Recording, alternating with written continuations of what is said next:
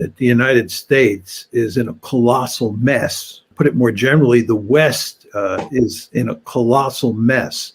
Let's just start with what's happened with regard to Russia and China. As a result of the Ukraine war, the United States has helped push Russia into the arms of the Chinese. This is not in our strategic interest. We should have good relations with Russia because China is a peer competitor. Russia is not. China is a greater threat to the United States than Russia is. Pushing Russia, the third great power in the system, into the arms of your principal adversary, China, makes no sense at all. Furthermore, getting bogged down in Ukraine and now getting bogged down in the Middle East as well makes it very difficult to fully pivot to Asia to contain China, which is, again, America's principal mission at this point in time. So the Ukraine war has had really negative effects on America's ability to deal with China. Then, as you point out, there's Iran and there's North Korea. What we've hoped for in the past is that both China and Russia would cooperate with us to make sure that Iran did not go nuclear. Well, what happens if Iran decides it's going to develop nuclear weapons? Are the Russians and the Chinese going to work with us? I wouldn't bet a lot of money on that. We've also hoped that the Chinese and the Russians would work with us to convince North Korea to give up its nuclear weapons. That's not going to happen now either. So if you think about the nuclear proliferation issue as it applies to both North Korea and Iran, we have created a situation where we're in a very weak position with regard to those countries. So the situation here looks disastrous. And then when you marry to that situation what's going on in the Middle East, where the Israelis are doing poorly inside of Gaza, and there is no possibility that they're going to eliminate Hamas and create a peaceful Gaza, and where they're talking about attacking Hezbollah and escalating the war into Lebanon, you really begin to wonder. And then furthermore, on top of this, the Israelis are waging a genocidal campaign in Gaza that is going to cause the United States and especially Israel huge problems from a reputational and moral perspective moving forward. Which is absolutely vital in diplomacy and getting, as you said at the top of this show, what diplomacy is to try to get the other side to do what you want to do, making them think it's in their interest to do so. If we don't have any moral authority, no one's going to do anything that we want them to do. It is crucial for the United States to get this war wrapped up quickly. So given where we are right now and given the momentum that we had been going down this path and apparently are heading it towards even into the spring here, how do we start to turn this ship around? And if you were invited into the administration and Biden just said, look, Professor, whatever you say, we're going to do, what would be our actions starting tomorrow? Well, again, I think what you want to do is you want to solve the Ukraine problem by creating a neutral Ukraine and doing everything you can to make sure that the Russians feel assured that Ukraine and NATO are not together going to present them with a serious threat moving forward.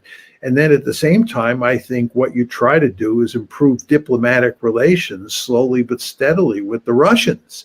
The problem is that selling that kind of diplomatic solution in the United States at this point in time is almost impossible. People are so deeply invested in this war and so thoroughly convinced that the Russians are a mortal threat to Western Europe or to Europe more generally and to the United States, that getting them to change their thinking is going to take a considerable amount of time. And what we don't have at this juncture is time. The point I want to make is that this is what I'm about to show you is troubling, because what you just laid out is something that the administration should start doing, but right now. Now, maybe you're right. I certainly hope so, that behind the scenes, these conversations are going on right now. We need to get them escalated. But in order for those to have some success, we have to make sure that these kinds of public statements stop being made like this. They're fighting for their democracy and fighting for our democracy. We need to send the resources to the Ukraine. And I want the people to know that Russia has been very evil, whether it's kidnapping children, raping women, killing families, and all the rest. But also, their army is bigger now than it was when it went into Ukraine. They are building, using money from people who are escaping sanctions and the rest, and getting help from Iran and from China and other places to build their technology. So we'll win in Ukraine. We must. We have to send the money. We must. If that's your go forward position, that Russia's evil, then John, you're not going to have any negotiation. You're not going to talk to anybody because they're evil. You can't talk to evil. You can't make a deal with Hitler. All you can do is defeat him. And with that mentality, I don't know how the administration will then pivot to saying, okay, actually, he's evil and the devil, but let's make a deal with him.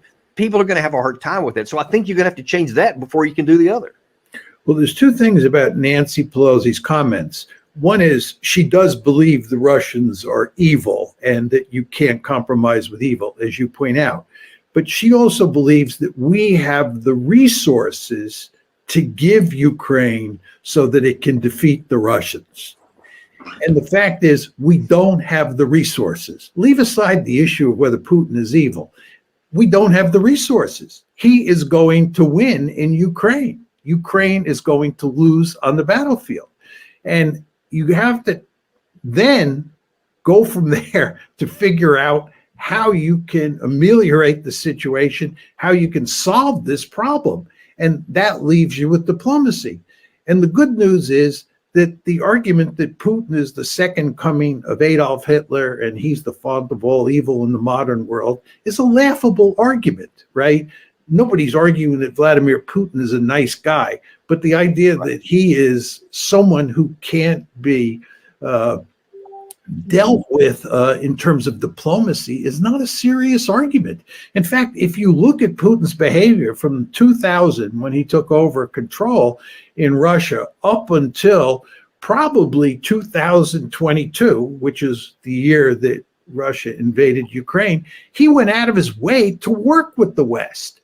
There's no evidence that he was antagonistic toward the West and wanted to cause us trouble and wanted to conquer Ukraine. These are myths that the mainstream media and the foreign policy establishment created. Putin can be dealt with. He doesn't trust us much anymore, so we have a real problem here. There's a trust deficit for sure. But right. And speaking of that trust deficit, actually, we had Doug McGregor on our show recently who talked on that very subject.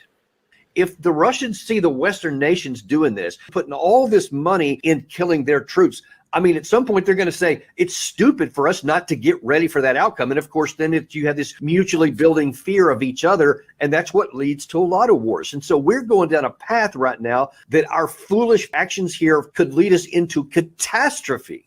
No, I think so. But I also think Mr. Putin is a rational man. He's never wanted any of this. He really wants to get back to some sort of state of normalcy with the West and do business. But as you say, he has to respond to what he sees develop. Right now, we have Americans moving in to create bases in northern Finland and Sweden. We've destroyed decades of trust and mutual confidence, replaced all of it with mutual suspicion, fear, and distrust. So almost exactly what you just said there. So obviously there are some minds that are getting this here in the country. So the big question here in the last few minutes we have, how can we start to repair that, and what time frame are we talking about? And even to some extent, can it be repaired? Well, it can't be repaired in the short term. That's the real problem here. The problem is that Putin, he's made this clear, right? He's explicitly said, I trusted the West much too much. I was wrong, and I don't trust them anymore. So you have this huge trust deficit.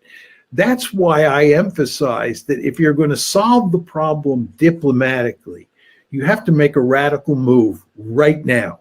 And that radical move is that NATO has to sever its relationship with Ukraine. Or to put it more generally, the West has to sever its relationship with Ukraine and accept the fact, trumpet the fact, that Ukraine is going to be a neutral state. That's the only hope for, I think, saving Ukraine at this point. But I don't see how you can do that because so many people think like Nancy Pelosi and don't think like Doug McGregor. Again, I want to emphasize that I think behind closed doors, people are beginning to move in the direction of Doug McGregor and away from Nancy Pelosi's way of thinking. I think they understand that the Ukrainians are doomed on the battlefield and that really there's no military solution here. We're going to have to turn to diplomacy. But again, the question is, how quickly can you go down that road? And my answer is you can't go down that road quickly. It takes too much time to turn the aircraft carrier around. Well, I would argue there is one path, which comes with a near political suicide moment I mean, we just had Super Tuesday yesterday, so everybody's now really looking forward to November 2024, and every action politically is tied to what it may do to that. And of course, turning that ship in any capacity, even talking about it publicly, would be perceived as undercutting Biden's chance to win there. But John, that's what needs to be done. Biden should come out today, this afternoon, and say, all right, here's what we've been doing isn't working. And I mean like a 180-degree turn, which would be political suicide. They're probably right. But it's also the right thing to do and what we need in the commander-in-chief right now. You keep using the urgency of this, and I am wholeheartedly in agreement. It needs to happen now to save what's rest of Ukraine, to save more Ukrainian people, to save our own reputation and stop the damage, which will take a generation to repair. The longer we wait to do what you suggest here, the more damage we're going to suffer, and I don't even know where it may end up. Let me make a quick point to you. There is one possible scenario that we haven't discussed that could radically transform things. Oh, lay it on me. It is possible that the Ukrainian army will crumble in the not too distant future. If you look at the beating that the Ukrainians are taking on the battlefield, and you look at the trouble in Kyiv in terms of both the military hierarchy having to do with the firing of General Zaluzhny, and then all of the commanders after that have been purged down to brigade level. Yes, and General Syrskyi, who is in charge now, is hardly a popular commander. Right. And if you look at all of the trouble surrounding President Zelensky at this point in time, he was once, sort of in the catbird seat. He's in political trouble now. So you look at what's happening inside of Kyiv, and you look at what's happening on the battlefield. You can imagine a situation. I'm not arguing that this is going to happen or that it's highly likely, but you can imagine a situation where the army crumbles on the battlefield and there is a coup in Kyiv, and the Ukrainians themselves decide, and even the West comes to the realization that it is time to negotiate. And the Russians understand that they are definitely playing from position of strength. Position of strength, yeah. And therefore, things rapidly move to where you get some sort of meaningful diplomacy. I mean, that's a possibility. I want to emphasize it's just a possibility. But I've spent a lot of time over the years studying armies and how they fight wars and how some armies collapse at the end and others don't collapse. I think there is a serious possibility, again, not a likelihood, but a serious possibility that the Ukrainian army could just shatter. It's just taken such a beating. And when you look at the politics that sit behind that army fighting on the battlefield, you can really begin to tell yourself a story about how things fall apart. And in a funny way, in a perverse way, if the Ukrainian army were to fall apart, that might create the incentives to move to the diplomatic track, which is both you and I agree would be the best possible solution for Ukraine. Again, it's sort of a perverse logic here. We're basically saying the sooner this thing gets done on the battlefield for the Ukrainians and the sooner they lose, the more likely it is that they'll move to getting some sort of diplomatic solution that will work to their advantage. And what is so anguishing to me, John, is that could be done today. There could be a unilaterally declared ceasefire right now and then move on to a bilateral ceasefire and move into negotiations and just acknowledging the reality here that the killing could stop on both sides of the line. No more territory would have to be lost. I mean, it's not a guarantee. It would be hard to do, but it is absolutely in the realm of possibility.